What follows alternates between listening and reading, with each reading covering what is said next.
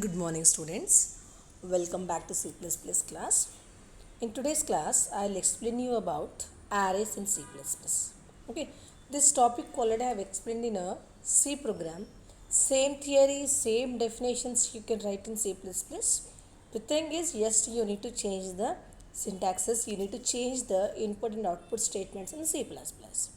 Okay, whatever definition, whatever purpose of arrays are there, that is same in a C and C++. Okay, so arrays are, so example, if you want to store a value in a C programming or in C++, variable store, in a variable will store. Okay, about one student or about one object, if you want to store multiple values, then instead of declaring multiple variables, because here we are storing information about only one particular object. So when you want to store multiple values for one object, that information you can store in a array. Okay, so array and variable both are same. The difference is variable can store only one value, whereas array can store multiple values, but variable name is same. Okay, what example I have given in the class? Independent house I have given for a variable, and apartment I have given for an array. In apartment, apartment name is same, but flat numbers are different. Like if you have apartment ABC, flat number 101, 102, 103, 104, 105, but their apartment name is same. Okay, but in independent house, the owner name is different. Each and every owner name is different. That is the difference between variable and an array. So when you want to store multiple values of a single object or a single variable, if you want to store multiple values in a single variable, then we'll use a arrays. Okay, so here same definition I have given. An array is a variable that can store multiple values of the same data type. Okay, array is a variable, and what it can store multiple values of same data type. Example, if you want to store marks of a student, 5 subject marks of a student. Okay, one student is only one, but how many subjects the student is having? 5 subjects. So that all the 5 subjects information should be stored in one place. Okay, so in that cases you can use an array. Okay, so here example I have given. Suppose a class has 27 students. Okay, in a class we have 27 students, and we need to store the grades of all of them. Instead of creating separate variables for each and every student, you can manage with only one variable, that is by using an array. So here example also I have given. Once you see, double is the data type, grade is the name of the array, and how many students we have? 27. So in a grade is a variable. In that grade, how many values you are storing? 27 values you are storing. Okay, so generally if it is a variable, you can store only one value, but in case of array, in a single variable, you can store multiple values. Okay, now what are the important points regarding an array? Okay, so first point is arrays are used to store multiple values in a single variable. This point already I have explained. Array is a variable only, but in variable will store only one value. But in case of array, you can store multiple values. But the condition is whatever values you are storing, all those values should be of same data type. Okay, what is the condition? Whatever values you are storing, no, all those values should be of same data type. Okay, now it is a collection of similar data items stored at contiguous memory locations. See what example I have given, apartment example I have given.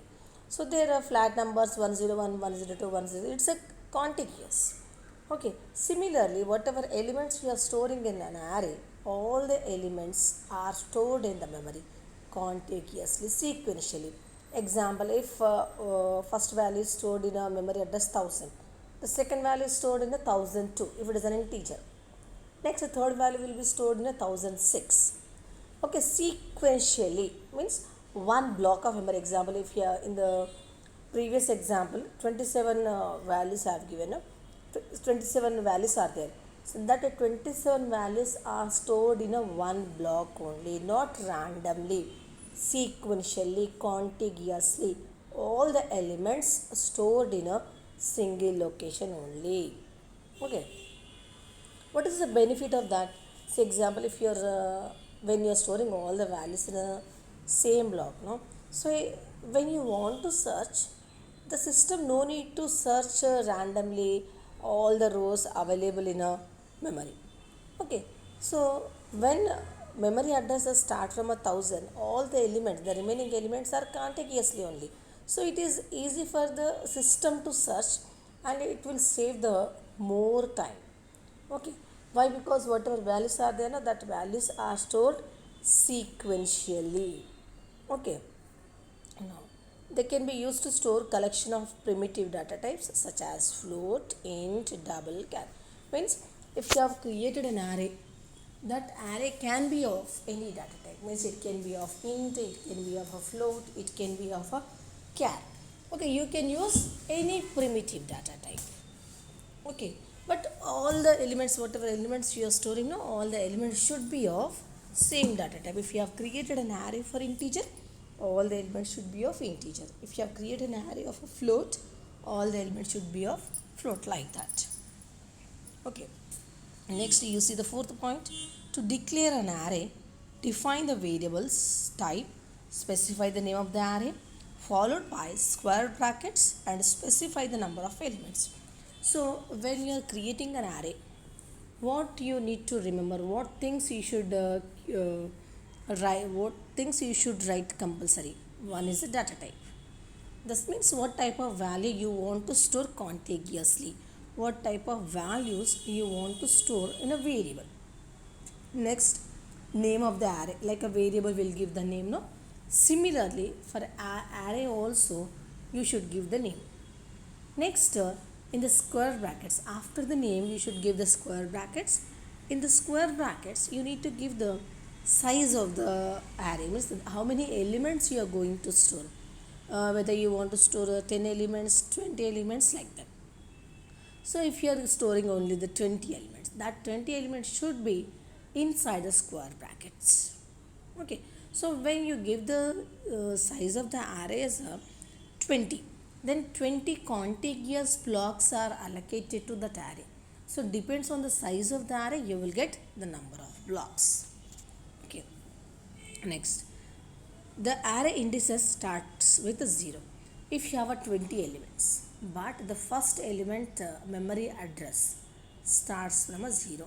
As already said, in an apartment, flat number starts from a 101, 102, 103. No, similarly here that indices starts from a 0 and ends with length minus 1.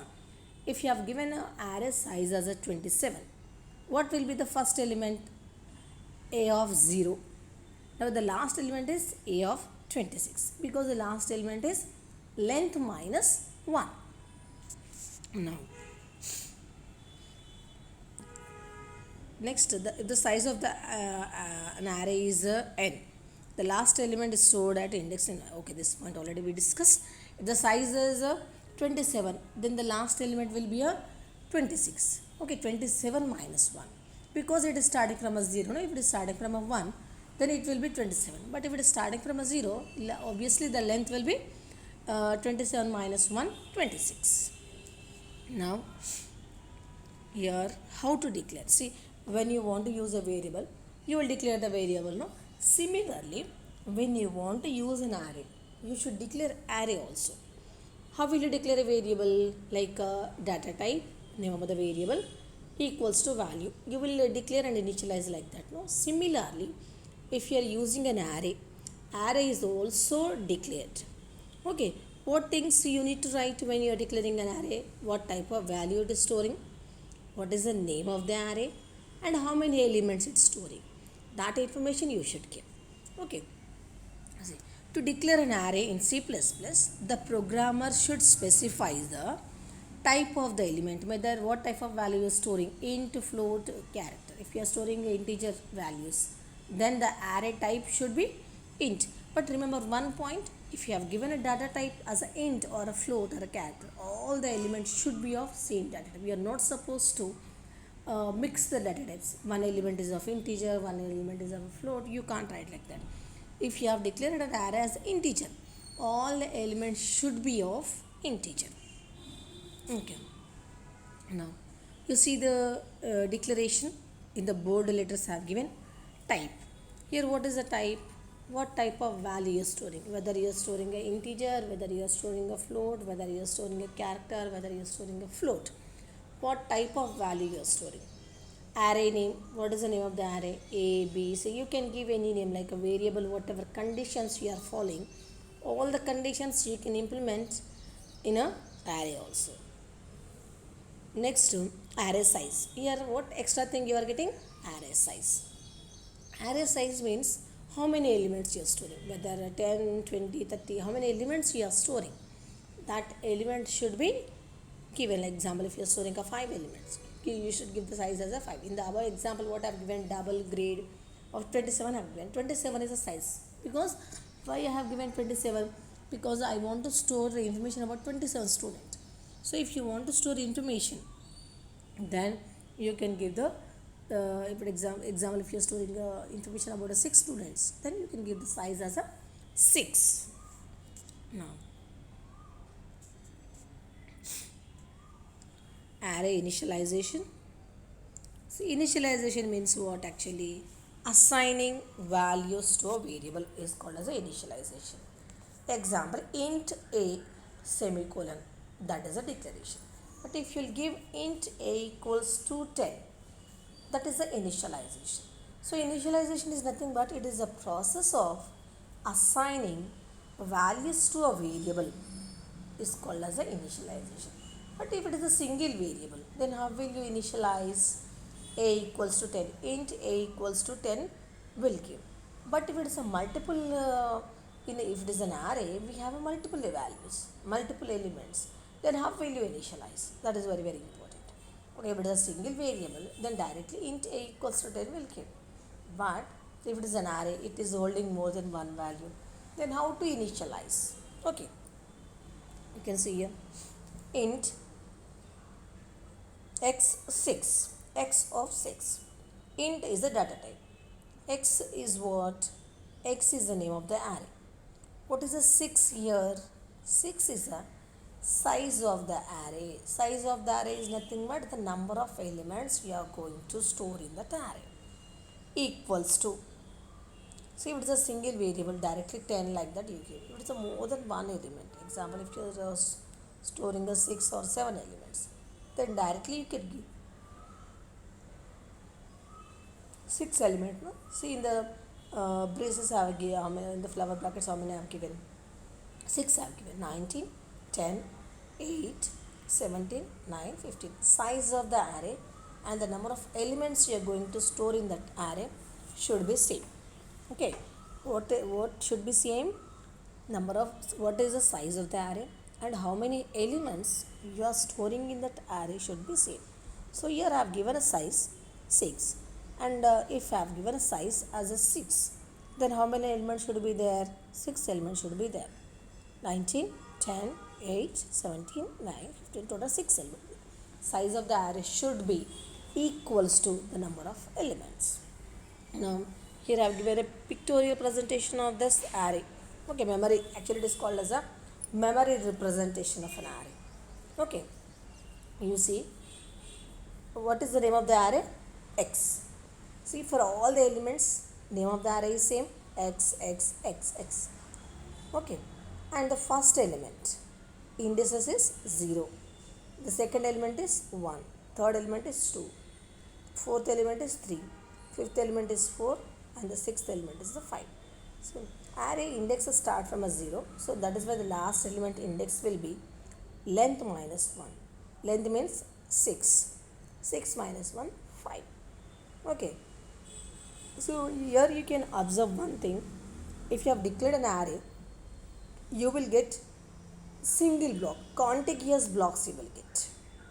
Okay, not a random memory allocation. It is a contiguous memory allocation. 19, 10, 8, 17, 9, 15 like that. Okay. So array indices also in the below I have given. Once you see this, now here I have given one example program. First you see, and I will explain.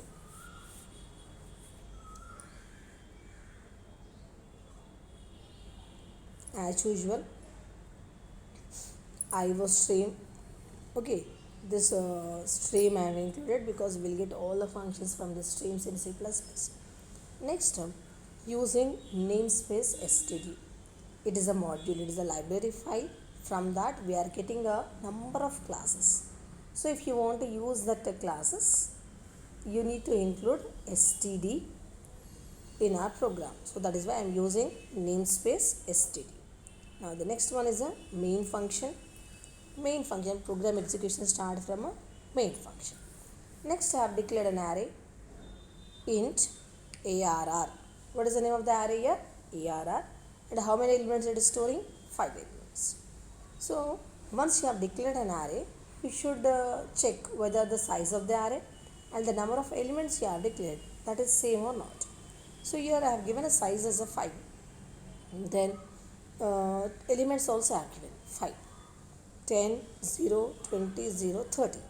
So size is 5 and the number of elements are 5. So it is equal. Okay, and the same I have declared and initialized in the same line. That also is possible. In the same line, instead of declaring the array in one line, instead of initializing the array in another line, in the same line you can declare and initialize. Now I want to print an array elements. So in order to print an array elements, here I am using a for loop. I equals to 0. Here I equals to 0, I less than 5 is nothing but the indices, memory of that particular array. Okay, here you can see it is starting from a 0 and it is less than 5. Less than 5 means what? Actually 4. So here in the initialization you see first 10 is there, no? That is that memory address is ARR of 0, ARR of 1, ARR of 2, ARR of 3, ARR of 4. So here in the output statement in the body of the loop you can see output statement cout ARR I. What is I? 0. So first element is printed. Next, after printing the first element, I is incremented by 1. Now I value is 1. 1 less than 5. Second element is printed ARR of 1. Next I is incremented. Now I value is 2. 2 less than 5. Condition is true. The third element is printed. Next I is incremented. Like that all the elements sequentially printed.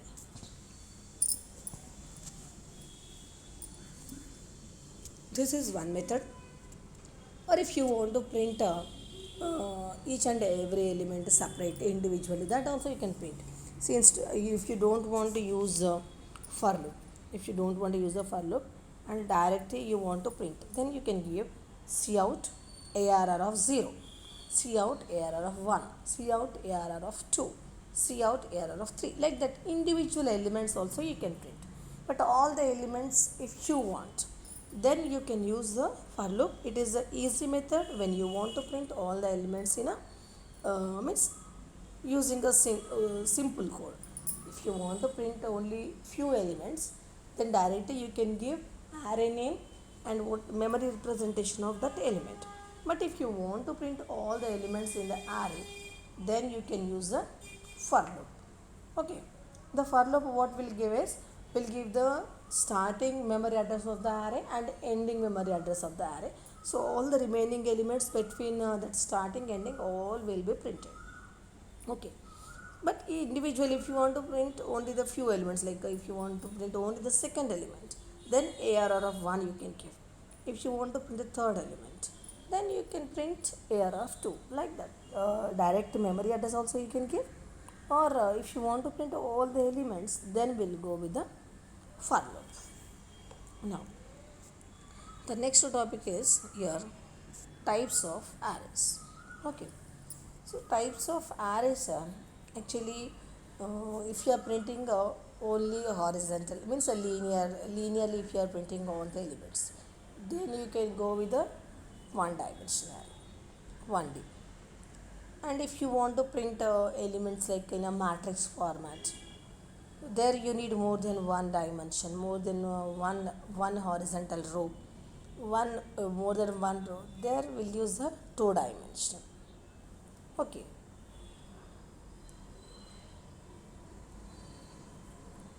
it is multi-dimensional means more than one, no? So here instead of multi-dimension you can write a two dimension, because two dimension is also part of multi-dimension. Okay, so here if you want you can include a two dimension also. Better you include after one dimensional you give a two dimensional, next at last you give the multi-dimensional. Okay, one dimensional array will discuss. If you are printing all the elements in one row linearly, then you can use one dimension. Okay, and in one dimension, the simple syntax here I have given once you see data type, array name, square brackets, size. So here how many square brackets you have? Only one. So that is called as only one dimension. Okay, so we are printing elements row wise, only one row of elements we are printing. But if you are printing a matrix, this one dimension is not suitable. So where we'll add one more dimension, so that will come under the two dimension.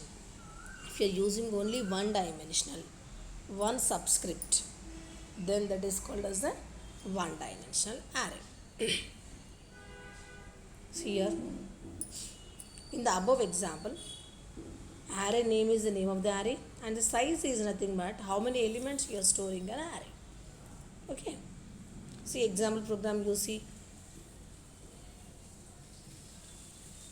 Same here, I have given IO stream have given. Next namespace std, which module we are using, which library file we are using, std. Okay, next main function. What is the name of the array in this example program? Age is the name of the array, and how many elements it is holding? 5. Okay, so 5 only. How many means that 5 is enclosed in that square bracket? No, that is called as a subscript, and here we have only one subscript, so that is why it is called as a one dimensional array.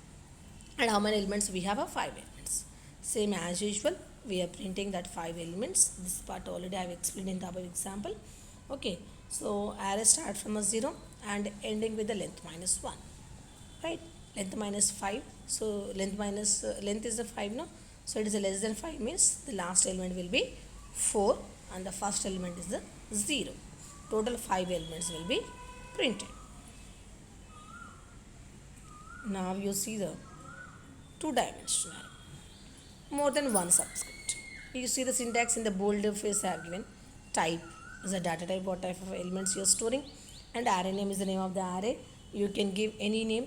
So here you see x and y. How many subscripts I have given? 2 subscripts.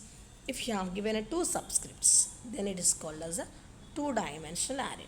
So in this you can first dimension represents for a rows and the second dimension represents columns. So totally using a two-dimensional array, you are printing data in a matrix format.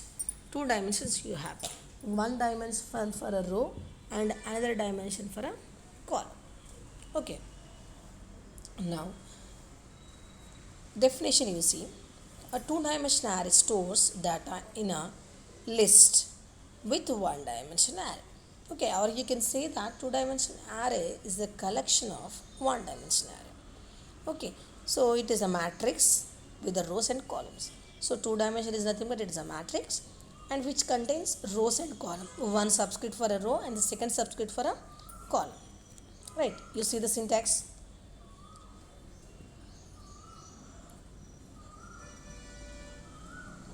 Same as usual, type is a data type of the array. Next, array name is a user identifier. User can give any name, and x represents the rows and y represents the columns. Okay, see here I have given. First row, all the subscripts will be 0. First subscript will be 0. And second row, all the subscripts will be 1. The third row, all the first subscripts should be 2. And in a in the first row, only the second subscript is incrementing 0, 1, 2, 3 like that. First subscript is constant because in the first row columns are incrementing, no, so that is why the second subscript will be incremented and the first subscript will be constant. Now example program, you see here I have created one example program. What is the name of the array? Test. How many rows we have? 3 rows. How many columns you have? 3. You see the declaration part? 3 rows, 3 columns. First row 255, second row 403, third row 918. Now, so here you have a 2 subscripts, no? So while printing, you need to use 2 for loop. One for loop for a row and the second for loop for a column. Now how it is printed? Once you see, first for loop for a row, second for loop for a column. So in a matrix, always if it is the first row is constant, column numbers are incrementing. So you see in the output statement, cout test is the name of the array. I for a row and the j for a column. Now we'll come from the beginning. In the first for loop, you see int I equals to 0. 0 less than 3, condition is true. If the condition is true, we'll come to the body of the loop because it is entry control loop. In the body of the loop, what I have given? Again I have given one more for loop. Int j equals to 0, j less than 3. Condition is true. If the condition is true, in the body of the loop, what I have given? Output statement. That is printed. Cout test 0, 0 is printed. First row, first column is printed. So here what is the condition is, when the inner condition is false, inner loop is false, then only we'll go to the outer loop. Now, so inner loop is not failed, so we won't go to the outer loop. So when the inner loop is failed, no, then we'll go to the outer loop. Now here j is incremented. Now j value is 1. 1 less than is 3. Condition is true. Cout test 0, 1 because row is constant, columns are incrementing. Now still inner loop is not failed.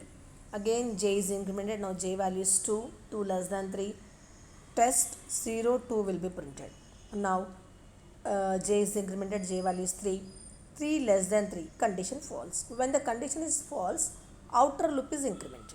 Now I value is 1. 1 means what? Second row. Okay.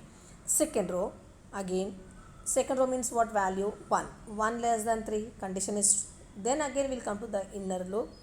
For int j equals to 0, condition is true. J less than 3, condition is true. Then the body of the loop is incremented.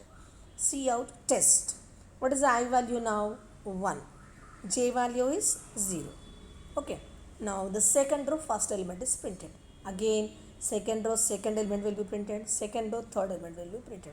When the outer loop execute once, no, inner loop will execute thrice because 3 columns you have. In a one row you have a 3 columns. After printing the first column, it should increment the second column. Next it should print the third column. So if the row is executed once, column should be executed thrice. So that is why here for the column we used the inner loop. This is example program. So multi-dimensional array. If you are using a more than 2 dimension, that is called as a 3-dimensional array or multi-dimensional array. Okay. Here you see the syntax. Data type same as usual how you used in a 1-dimensional array, 2-dimensional array. Array name is same. Size 1, size 2 and size 3. Example, size 1 for one dimension, size 2, 2 dimensions, size 3 it is more than 2, no, it is come under multi-dimension. How many dimensions you have, that many for loops will use. Okay, but here what you have to see is, example, if you have a 8 elements And if you are using a multi-dimensional array, then 2, 2, 2 means each element should multiply. In this example, you can see 5 tens are 50, 54 is 5 tens are 50, no, and 54 is example 200. If you have a 200, then we can use this 200 elements. If you have, then you can use. Or here first elements for it represents the table. How many tables you have? 5 tables. Means how many matrix you have? 5 matrix. In each matrix 10 rows, 4 columns. So this is a multi-dimensional array. This is a representation of multi-dimensional array. Okay, you can see here 2, 3, 4 like this. Total how many elements? 2 3s are 6, 6 4s are 24. The last element is a 23. Okay, see the example program here. 2 tables. See, this is the first table, this is the second table, right? First in the inner brace, first for a first table and the second for the second table. So first dimension is 2. Next, in each and every table, how many rows you have? 3 rows, 3. And how many columns? 2 columns, like this. Printing as usual same. We use 3 loops. This is okay. Once you practice, you will get more clarity. This is about arrays. This practical part in the next class I'll set. Thank you.